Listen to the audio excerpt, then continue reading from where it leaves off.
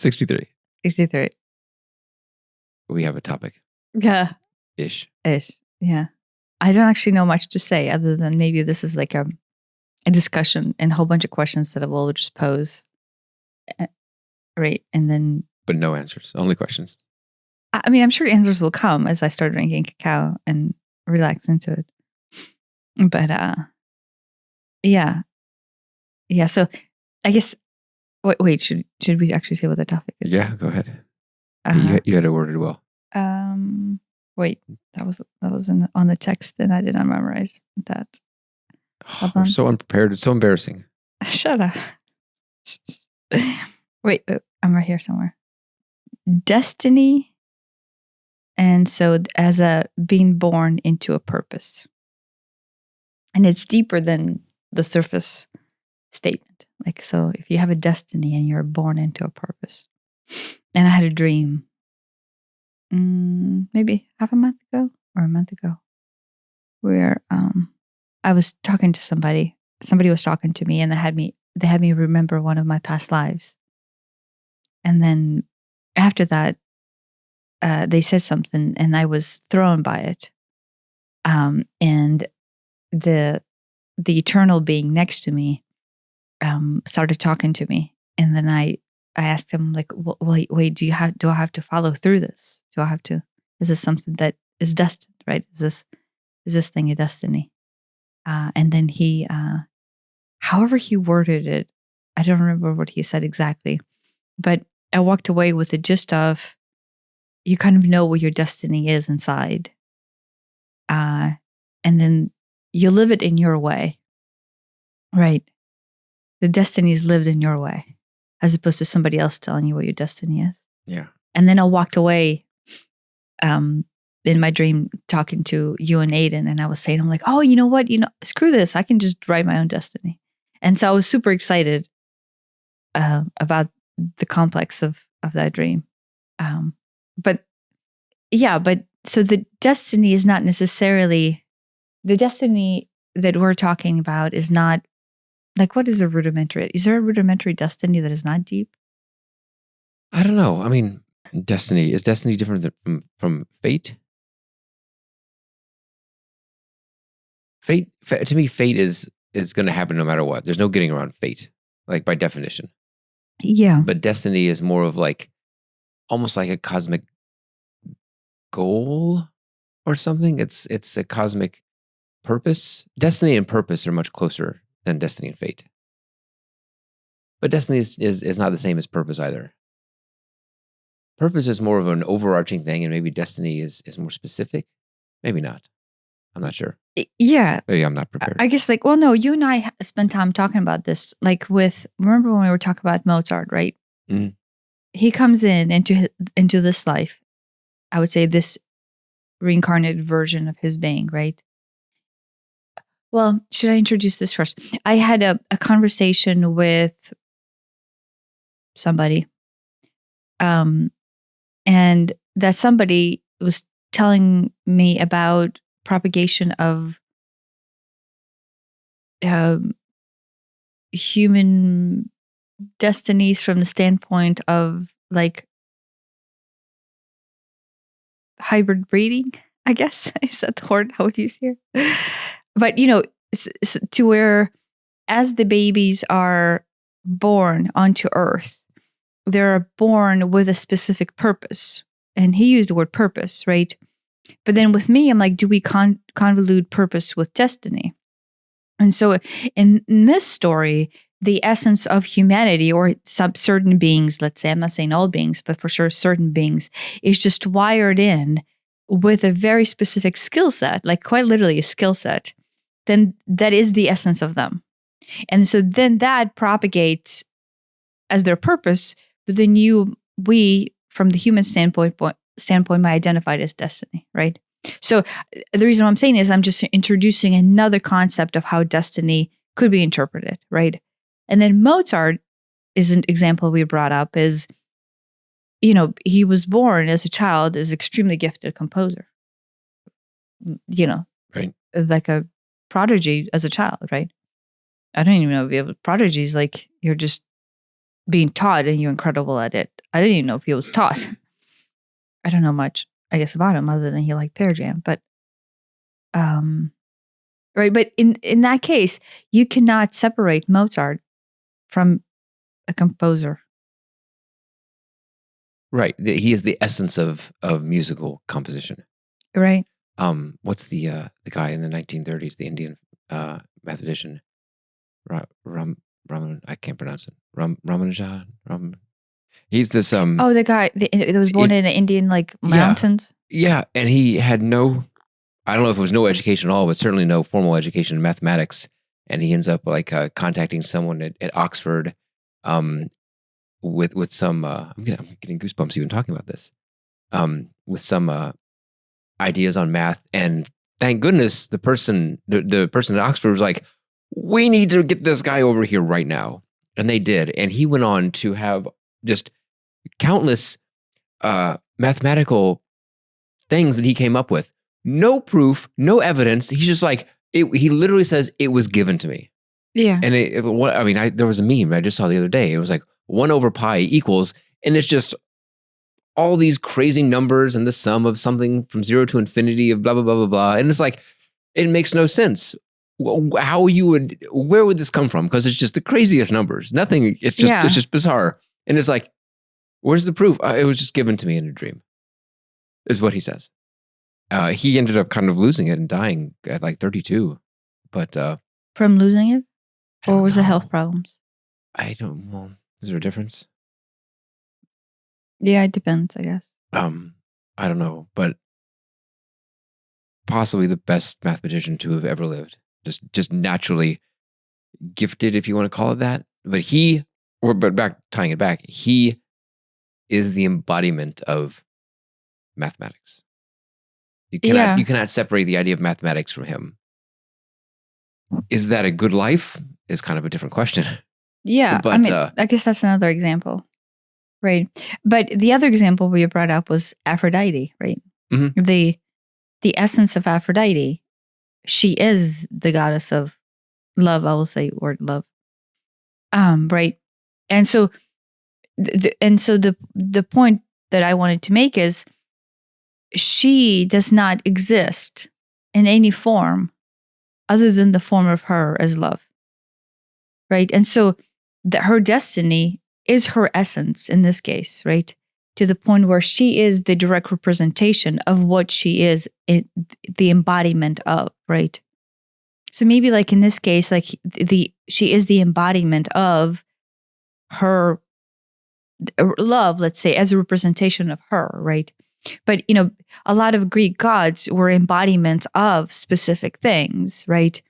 And then in my thought process or in this discussion is that their destiny, or is that the embodiment thereof, and then therefore presents itself as their destiny? It's almost you could say built or crafted, or, they're created with that purpose. Yeah, the essence of their creation is for that purpose. Right, which almost, I don't know, does that negate free will in some capacity?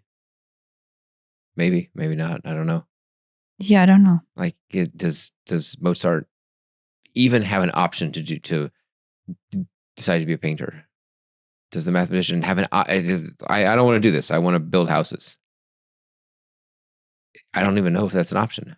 It's like are they forced into it based on their gift, talent, connection to someone else, to giving them whatever you want to call it? I don't know. I'm glad that they did, because they obviously advanced their respective fields by a lot. Yeah. It seems like in the case of Aphrodite, she is the embodiment of her progression. And then therefore, it almost seems like the destiny is what comes out of her embodiment. Does that make sense? Mm-hmm. Her personal spin on it?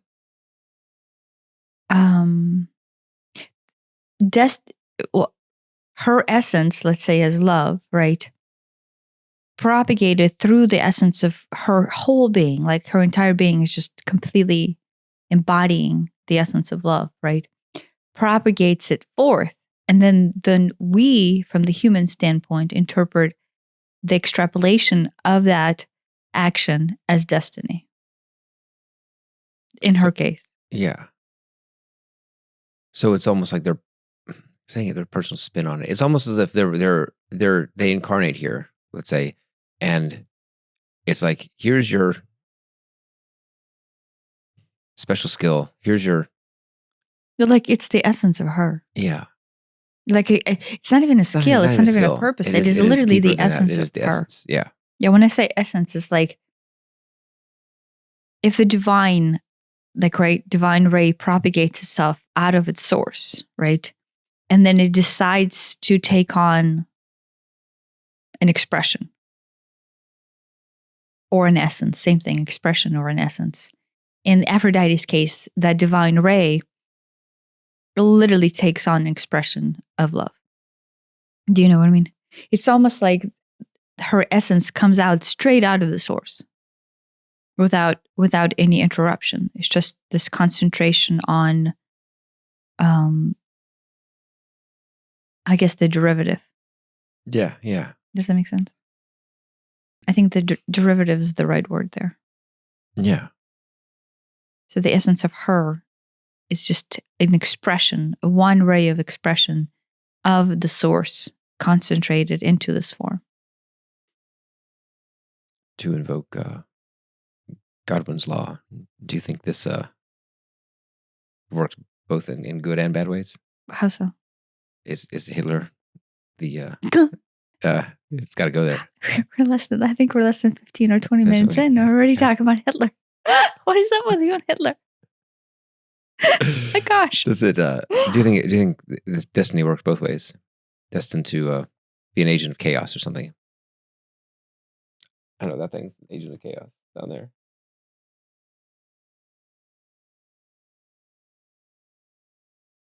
Or is that just trauma and pain bodies coming through? Are you saying, was that his destiny to be what he was? Yeah.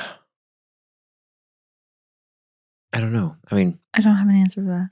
Like the same person in growing up in a different circumstances might have turned out all right. I don't know. But that's hard to tell. That's your opinion that he didn't turn out all right.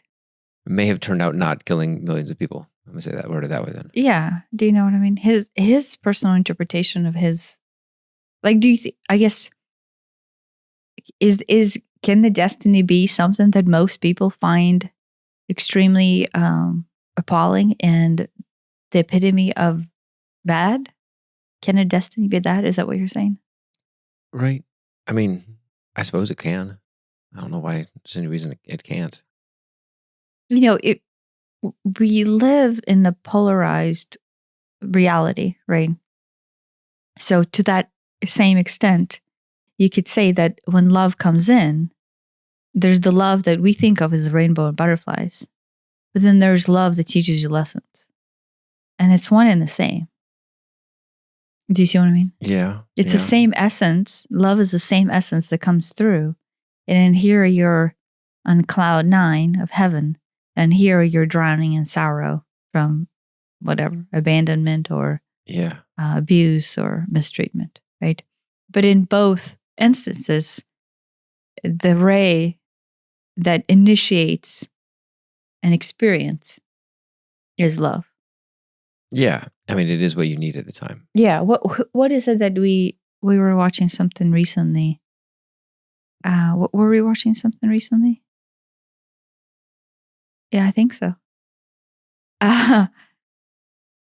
And they said like what it was. They were talking about love and where did the point of heartbreak come through?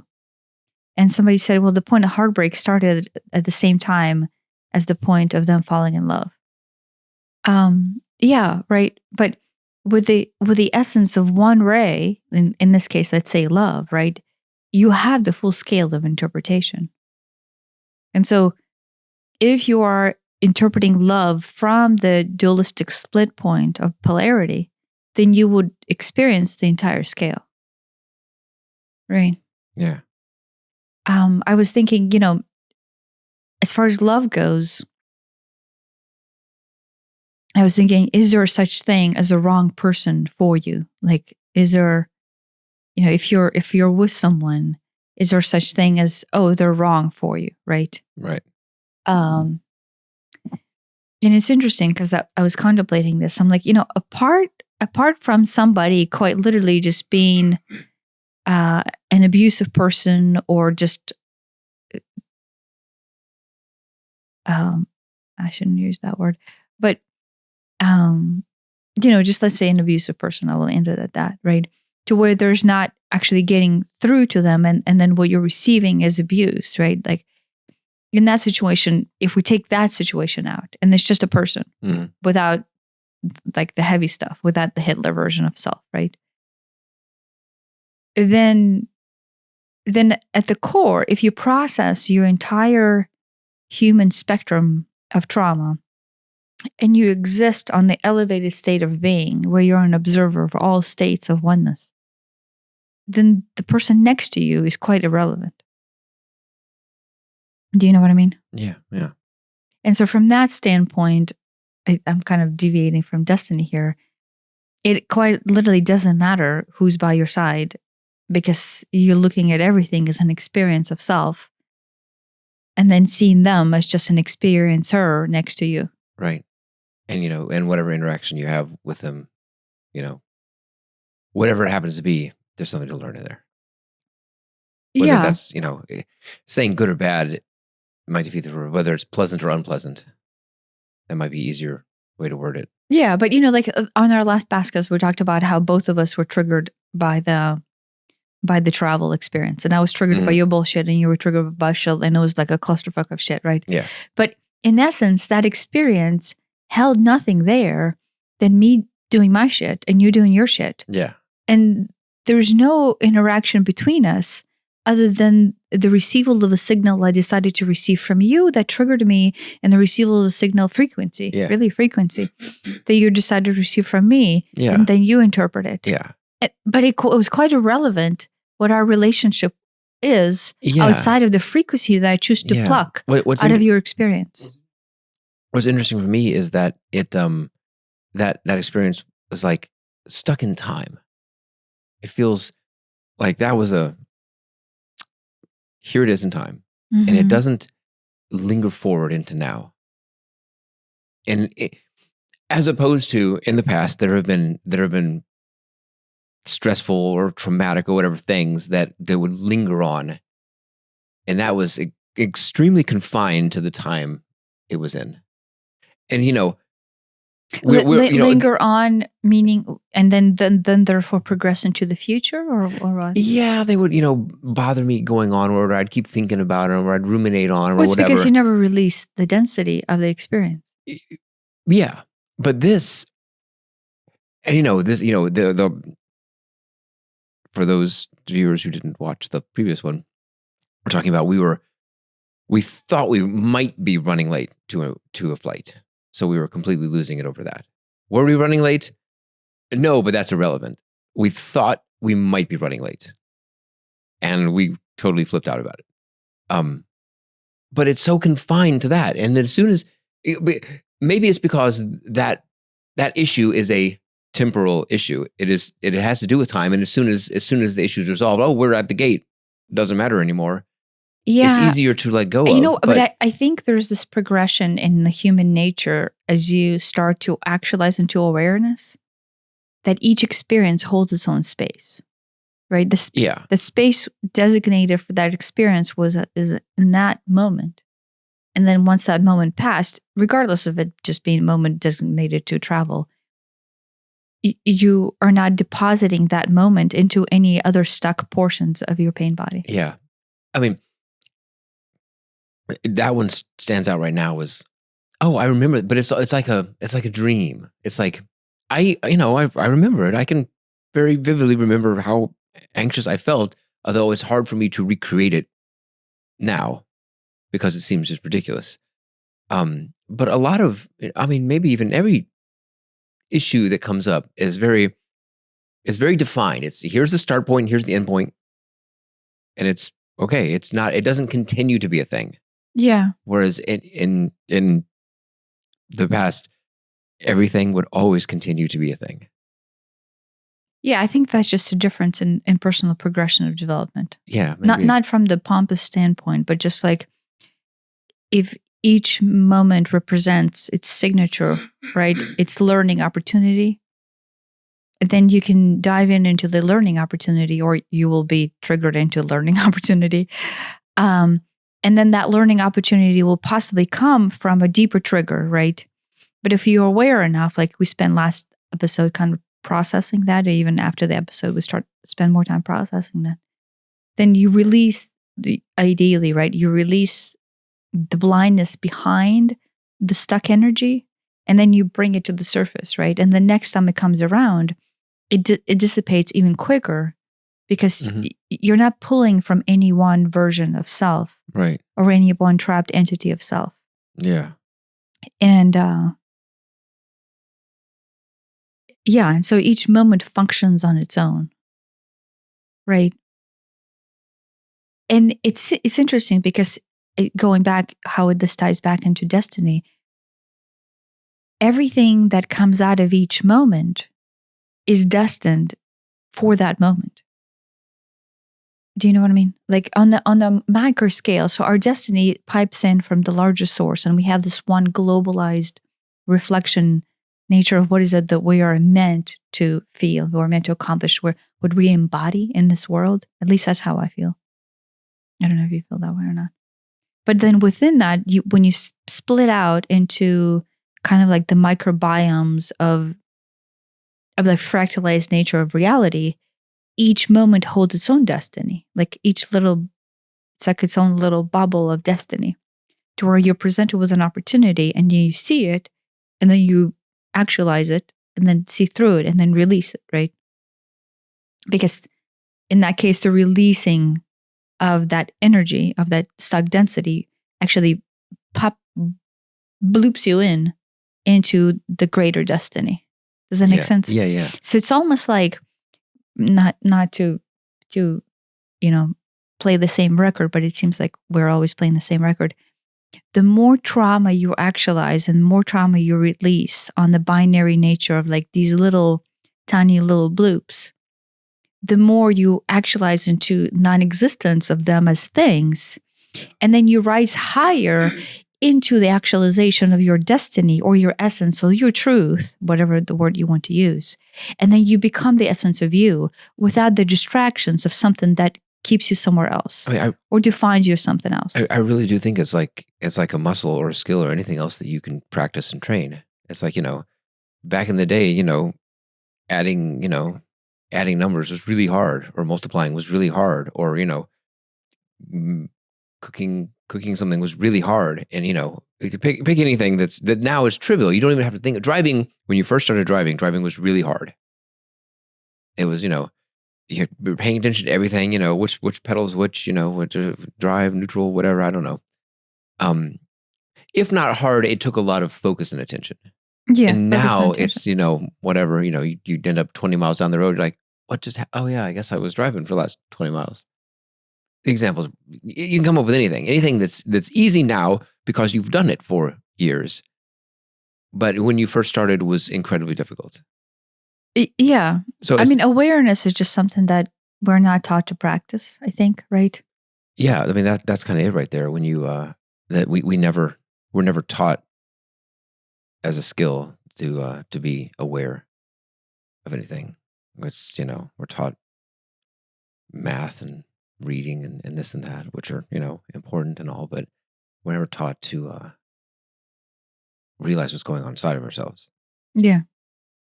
Yeah. Well, but to begin with, if we're struggling to even process what is it that we're feeling, because there's no definitions behind it. There's that. It's difficult to say that.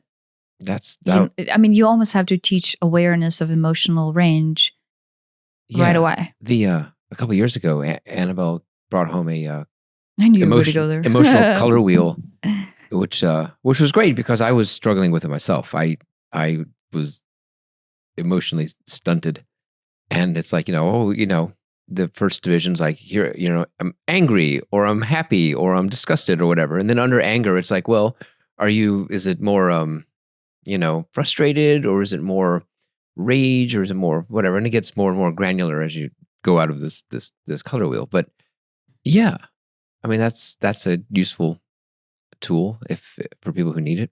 It was useful for me. Yeah, I mean, identifying emotion is one thing, but I guess, with us, I think the important thing is go back to the why.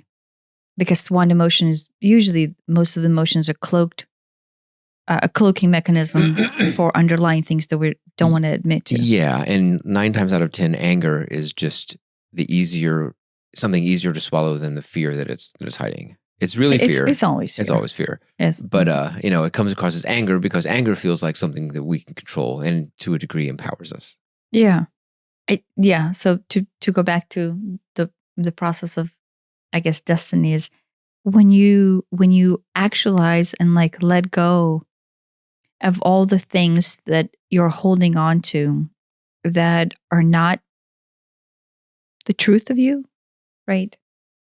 Then you can start to actually feel, I think it's a feeling, your destiny, like your true calling. Your true self starts to poke through. And you almost unleash it. Yeah. Yeah. And that, that true self, I wonder, some people draw a very interesting definition of their true self. Like they,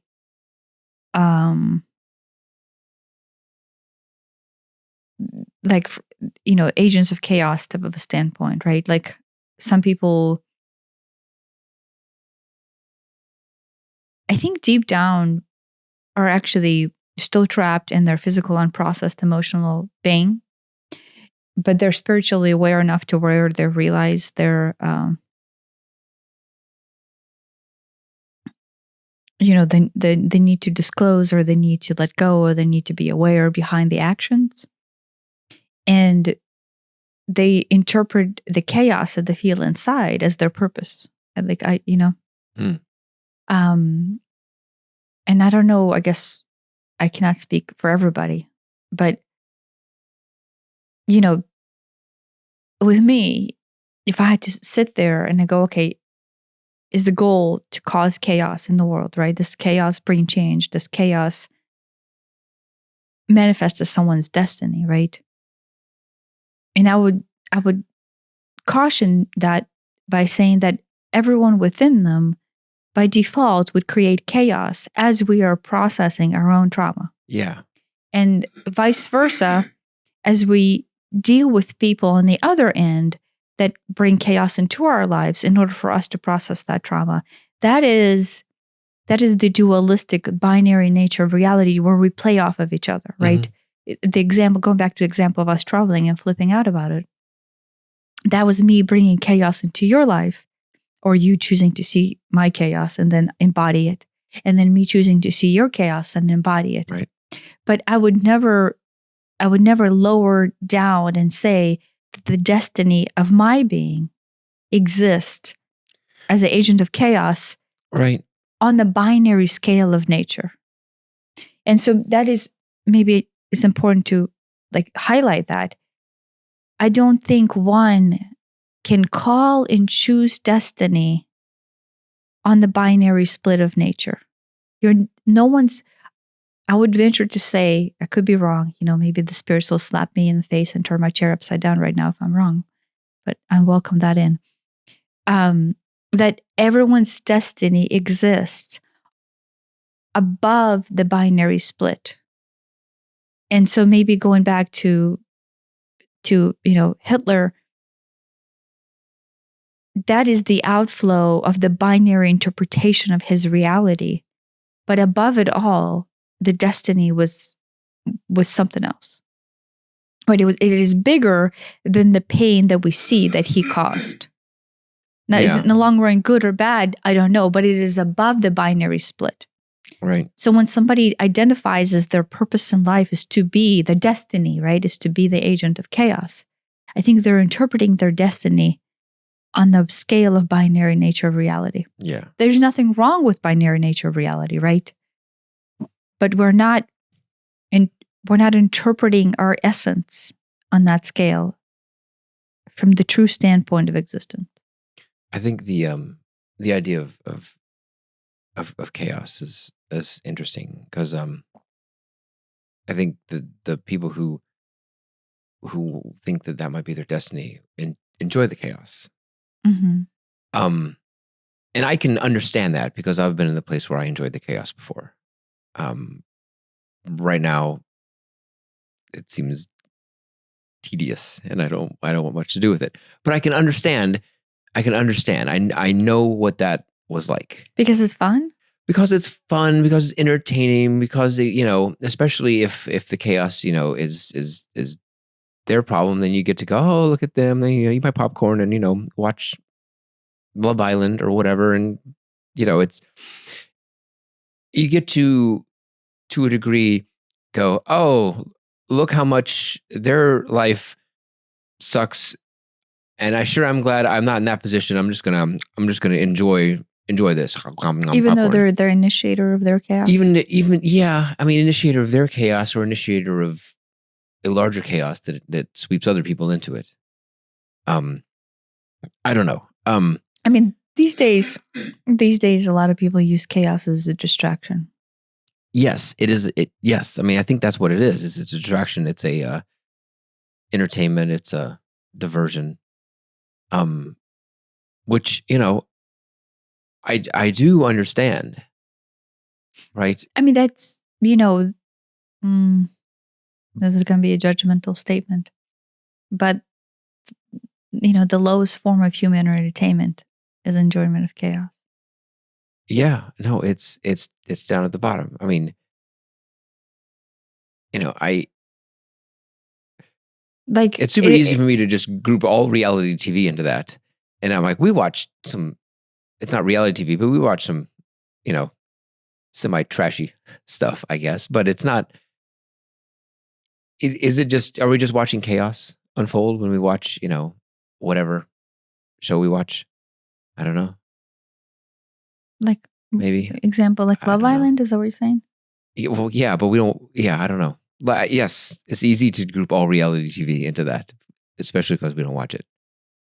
I don't know. You watch a show to be entertained.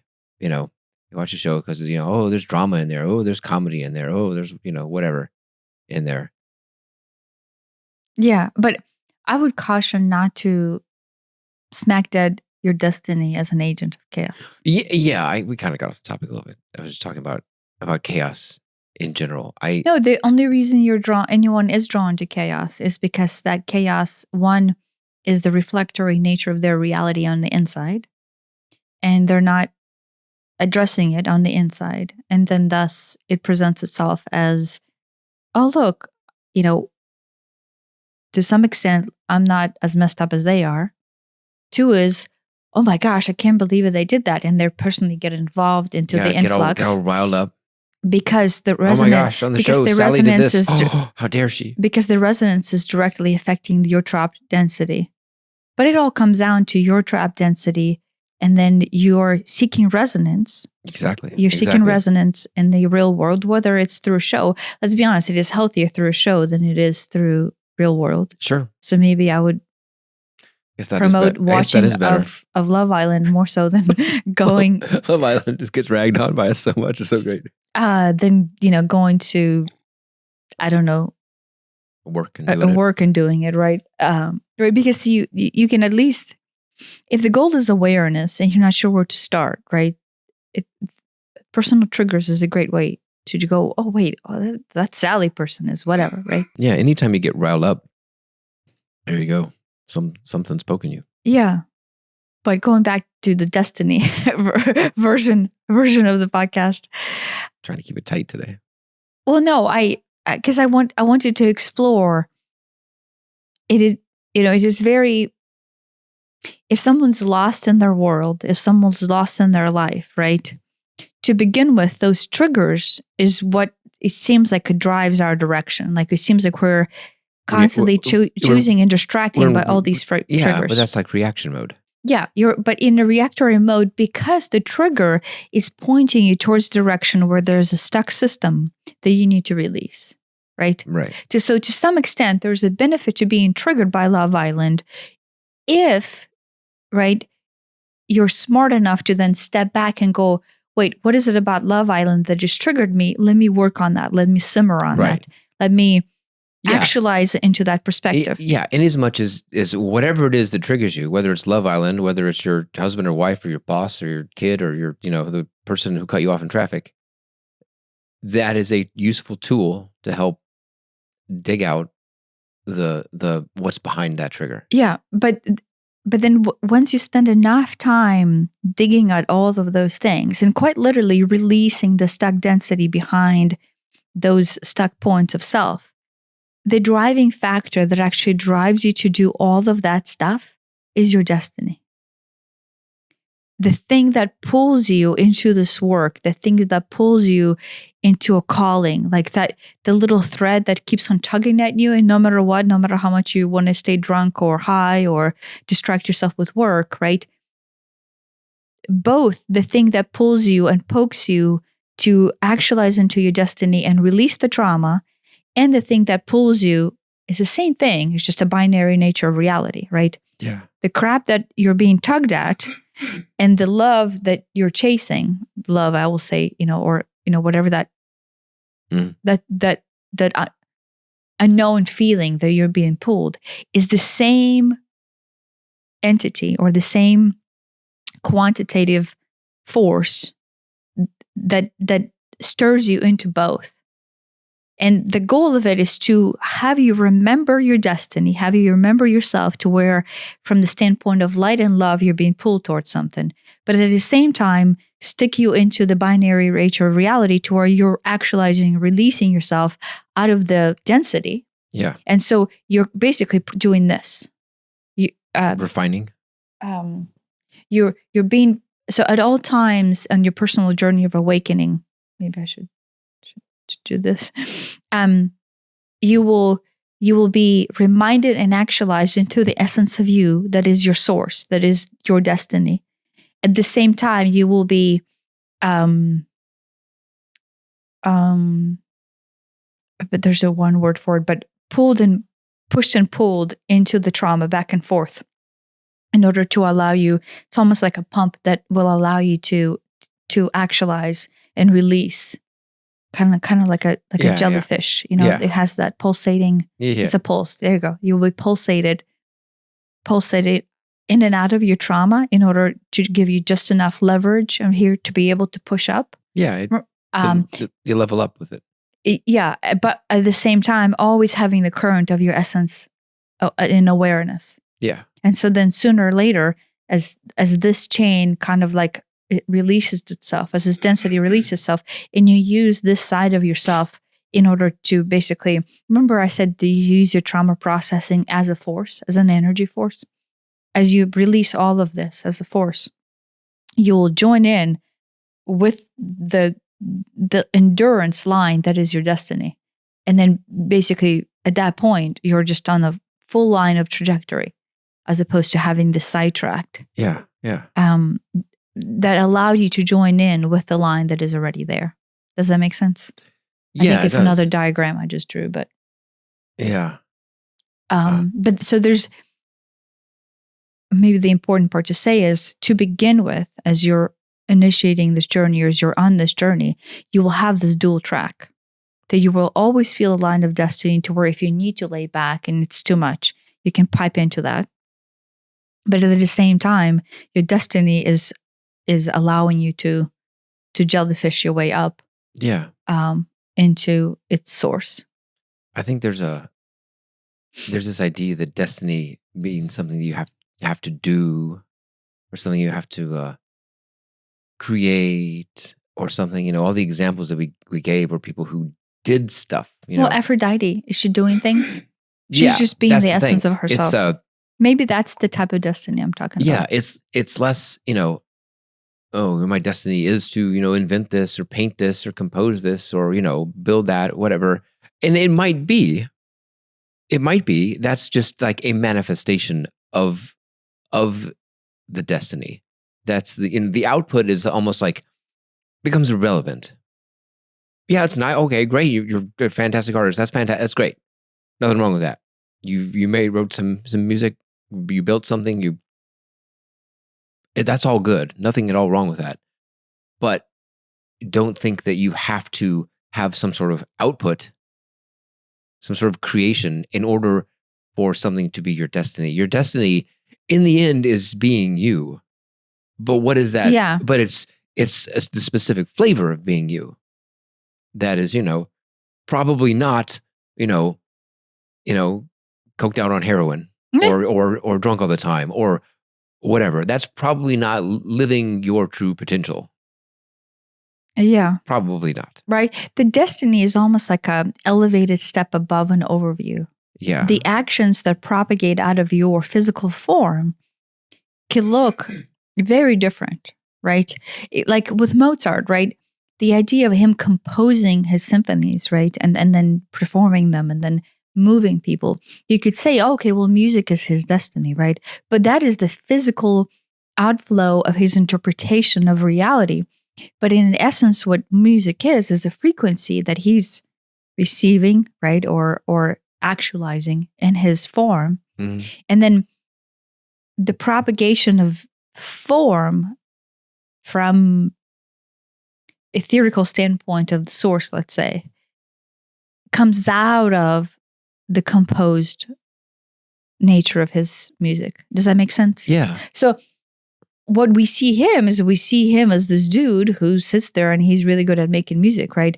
But if you elevate above the physicality of it and the physical expression of it, what is it that causes you to listen to his music? Or what is the effect that music has on you, right?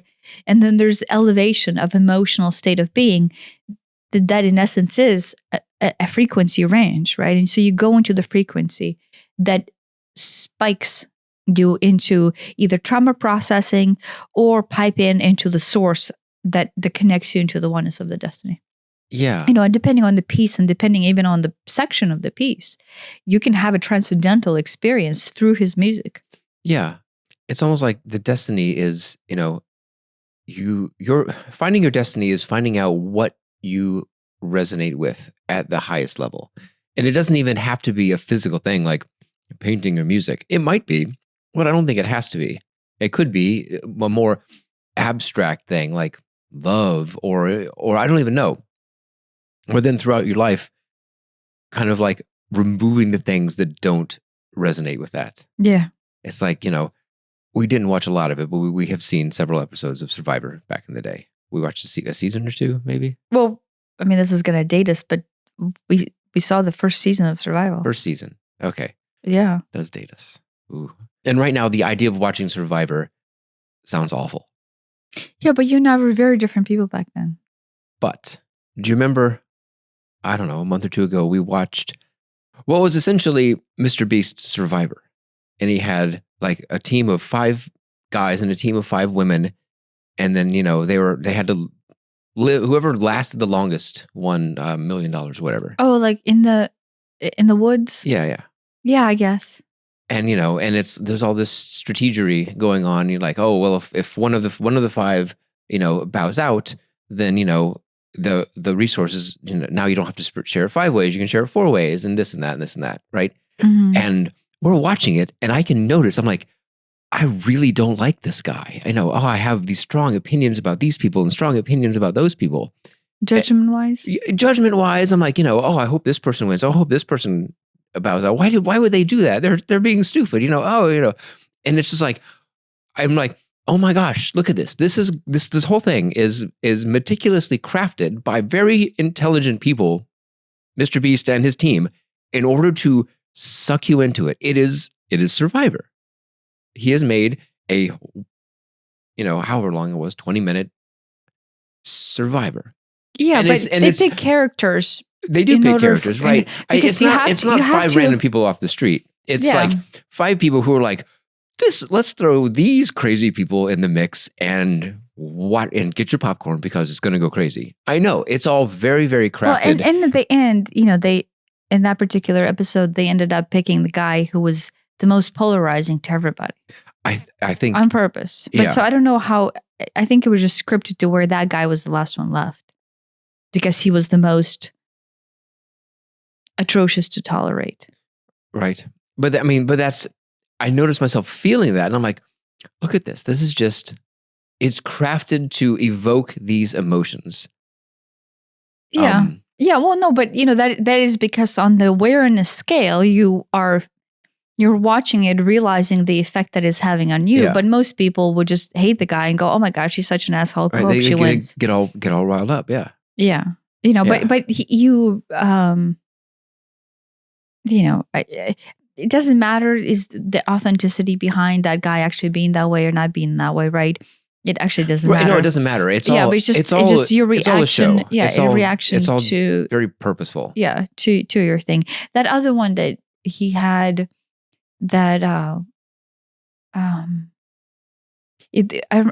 trying to remember if it was YouTubers or just random people, but they were they were in glass boxes. I remember, and they had to team up, and then they had to like vote other people, whatever it was. Yeah.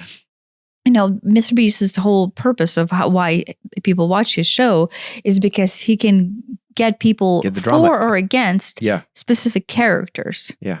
And it's the spike of your personal trauma, or really, to begin with, what you will not realize is this hatred that will be spiked, that will cause you to continue to watch. So the retention rate of Mr. Beast's videos, for a lot of them, is based on how much hatred you have towards a character. And that is the highest retention rate. And then 2, how much empathy you have for a character, which is the best if it's spiked against the hatred. Right. So if you can get a situation where you have somebody who you hate and somebody who you rally against, again, going back to the empire versus victim versus resistance mindset, that is Mr. Beast's recipe. Yeah.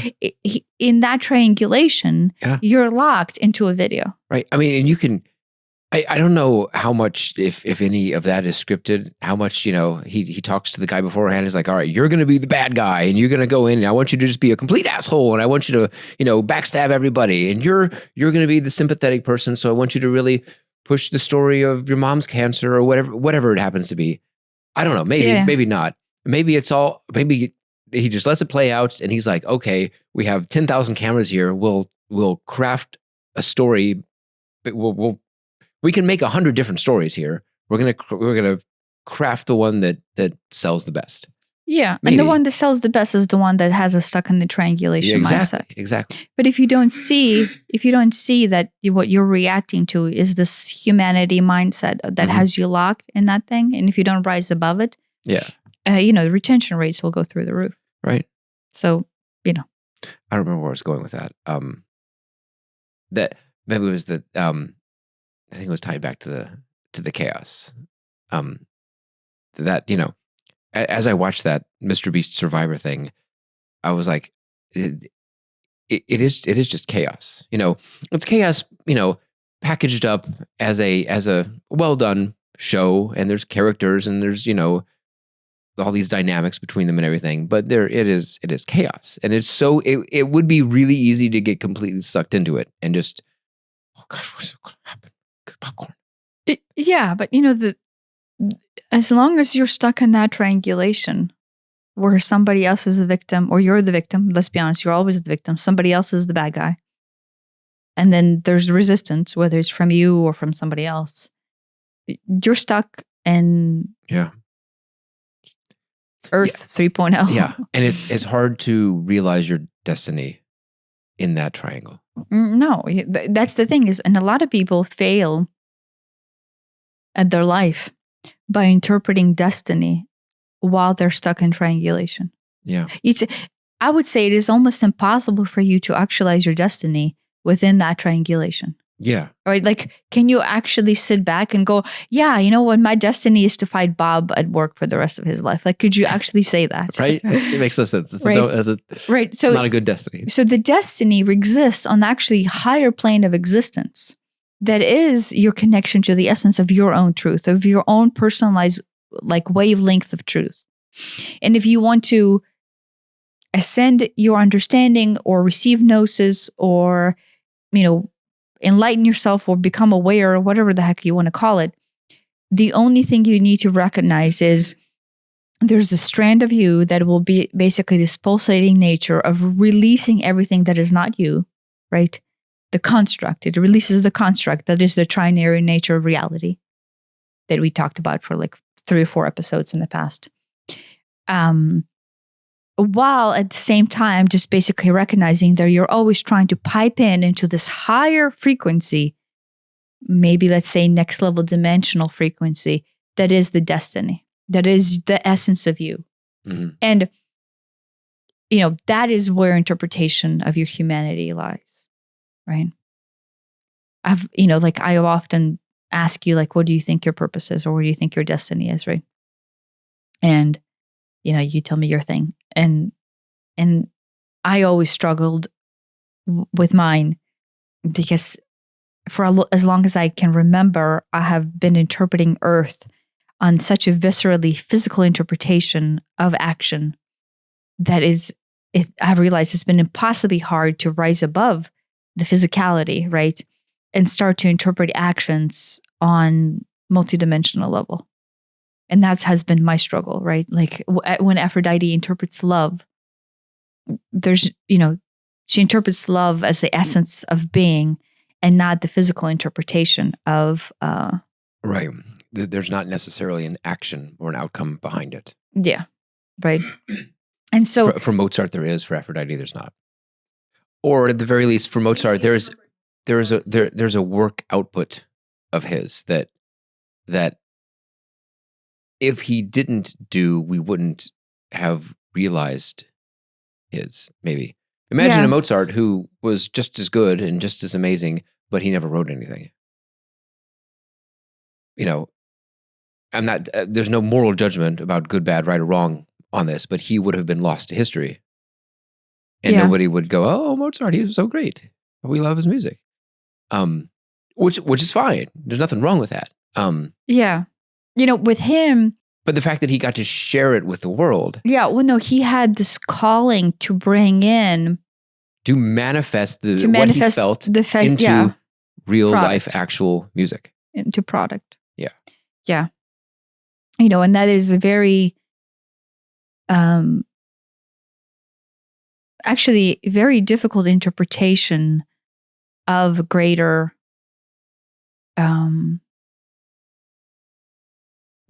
destiny, right? Because in a sense, it is a very 3D thing. Because here's the music, here's the math that he made, here's the whatever, here's the painting that Picasso made, whatever. But at the same time, it's like that is very clearly a projection of something higher than a 3D thing, right? Yeah. It's not. You looking at it and going, here's the music, here's the painting, and that's the end of the story. His destiny was to write this, is missing the point. It's his destiny was to be music, to connect to the muse of music, if you want to word it like that. And through that destiny, he happened to write the music. Yeah. The writing it is the byproduct. Yeah. It is not the destiny itself. Yeah. Yeah. I think, I don't know much about him. Maybe I should learn a little bit more about him. But I think he struggled in his life of trying to relay the depth of the range that he felt. That was the essence of what was the actual feeling behind it through music. And he felt like it was never enough. Like, no matter how the piece was, it was just still not enough. And it was still not enough. Not enough conveying the emotion. Conveying what he felt. Yeah. Right. Well, I think that's probably very common with artistic people. Right? Well, the ability, right? Because what do we want to do? What is like the one thing that humans want to do is to convey how they feel, right? I think like everything that we do is to some degree, the whole purpose of what we do is to convey how we feel. Whether that's I'm angry, whether that's I'm happy, whether that's I'm indifferent and I want everybody to know it. Everything that we do. Indifferent is just angry. Indifferent is just angry. is especially if I want everybody to know it, Mhm. it is just that. And so, everything, all the work throughout history, the fact that iPhones exist and the fact that we have the Dead Sea Scrolls and all these things are just because people wanted other people to know how they felt. Through that lens, right? Your higher destiny almost gets filtered through that into, and I make music, and I paint, and I make films, and I write computer programs or work on cars, or it doesn't matter what it is. Yeah. It really doesn't matter what it is. If there is a 3D work product or manifestation of it, great. Not necessary, but great, sure. Yeah. Yeah. Like if you're actually flowing out of your destiny, if the essence of you is flowing through and you're facilitating your destiny, to some extent, it is like the biggest feeling you can possibly imagine, like the biggest flow of self you can possibly imagine. But what's interesting is what I find it is like no amount of words or actions would allow me to truly communicate the depth of expression that I feel inside when I feel the destiny of me unfold. Do you know what I mean? Right. Like it is completely overwhelming to the physical form, but at the same time, if I can even try to imagine or communicate that into the physicality, right? It just falls so short in its expression, and hence the Mozart's, I guess radically kept on composing and composing and composing because like the depth of it, he just had that desire to just continue to communicate the true depth that he kept on feeling, and then how the depth kept amplifying. I mean, the analogy that comes to mind is like you are an artist, and it's like, all right, here's a red, green, and blue crayon. There you go. That's all you get. And it's like, well, I can, because you're a good artist, you can do a lot with those. You can do more than I could do with those for sure. Mm-hmm. But at the same time, wouldn't it be nice to have the whole spectrum? Because you're constrained in a frustrating way.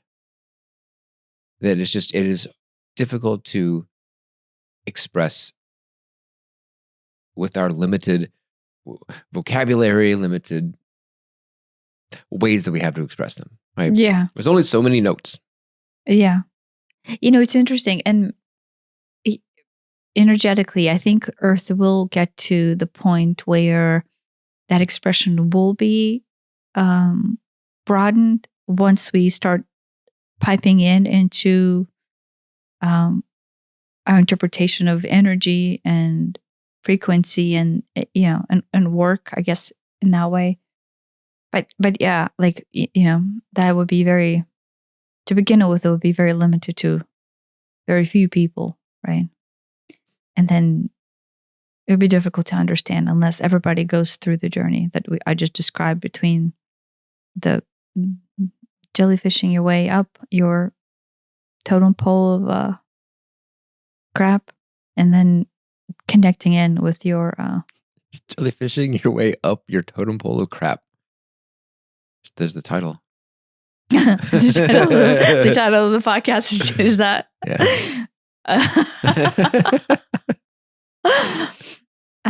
Yeah. No, but I think that's it. That just kind of it. I mean, on the record short, I think you and I will continue to have this discussion, but it's like with me, I feel so strangely separated from the doings, but at the same time, I've received so much comfort in the doings.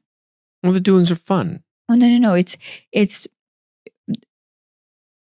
and maybe, so I'll say this maybe because some people will go into this phase, but the primary nature of your functionality at some point for some people will switch from physical interpretation to, let's say, etheric interpretation or energy interpretation.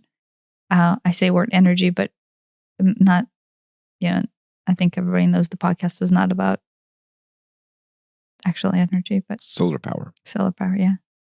To some extent, it is solar power, I guess. Nuclear. And it will completely shift into this other realm. Yeah. And for those who were struggling in the fear standpoint of safety in the very physical, literal sense, such as yours truly here, it's difficult to separate from physical, literal sense and the interpretation of the entire world, and then start functioning in the very ethereal space of being. To some extent, I think that was the goal of to quite truly dive into human experience would be to experience it from the utmost rudimentary point of safety. That, like in Maslow's pyramid, doesn't he have safety? Physical safety. Yeah. And, and like including like food, water, shelter. Yeah, which is my primary right. three. It's the bottom. It's Yeah. like in his pyramid, like there's no self-actualization if you don't have food.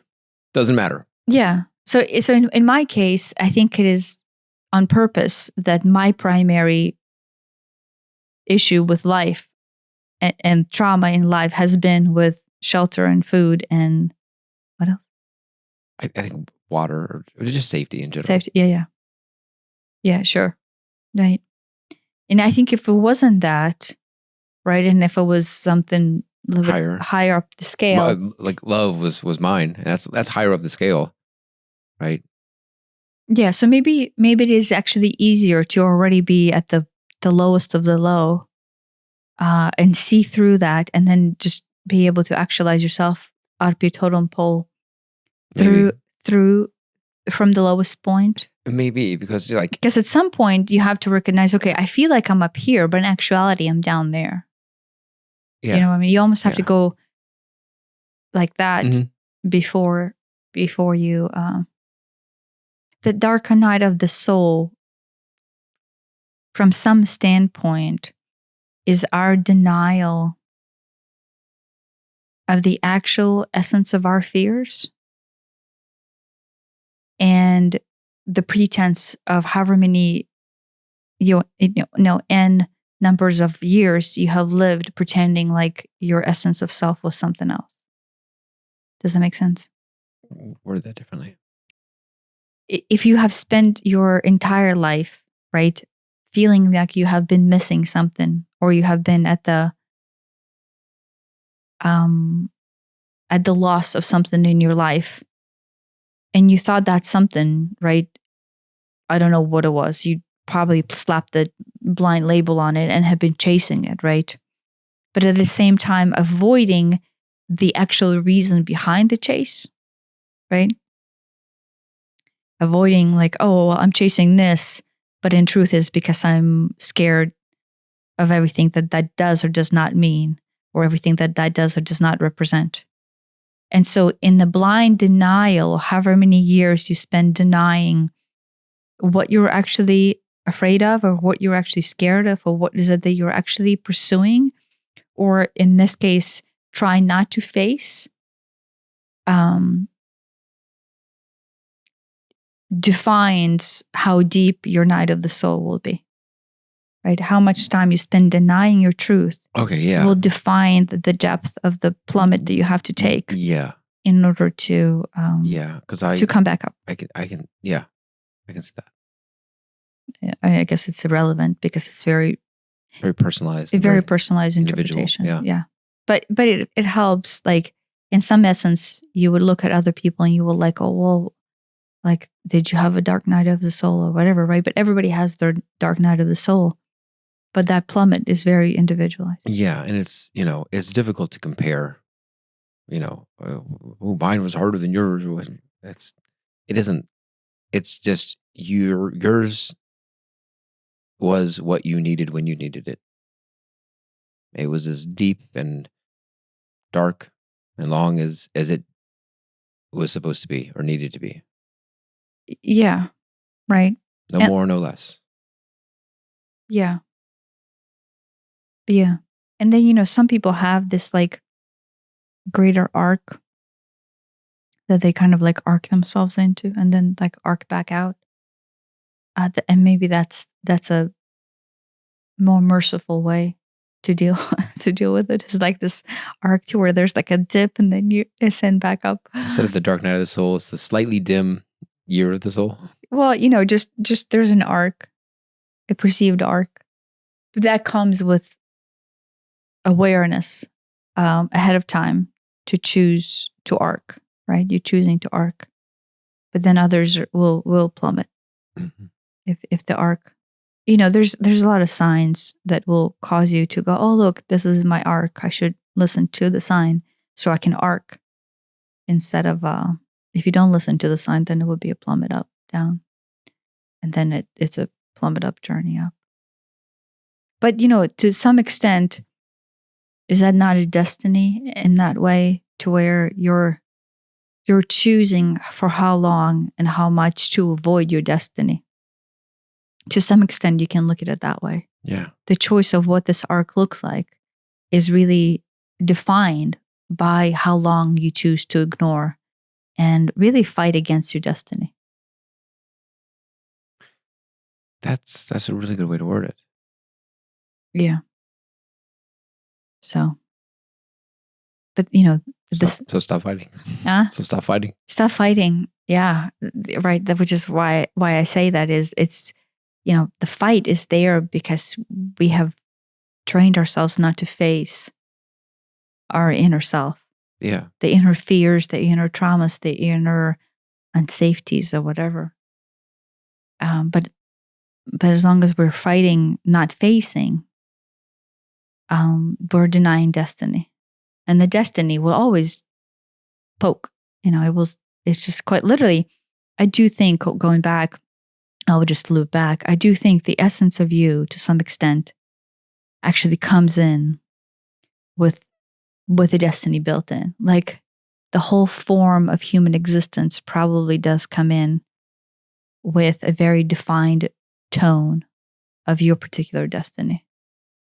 And it does, again, it's not a physical interpretation. It does not have to be a physical interpretation, but there will be this overarching tone that is maybe like, when people say the character of you, right?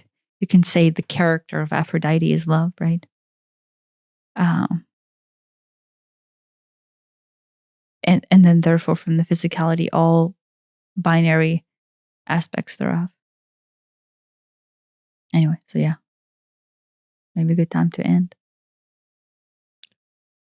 Thanks for listening. Thanks for listening.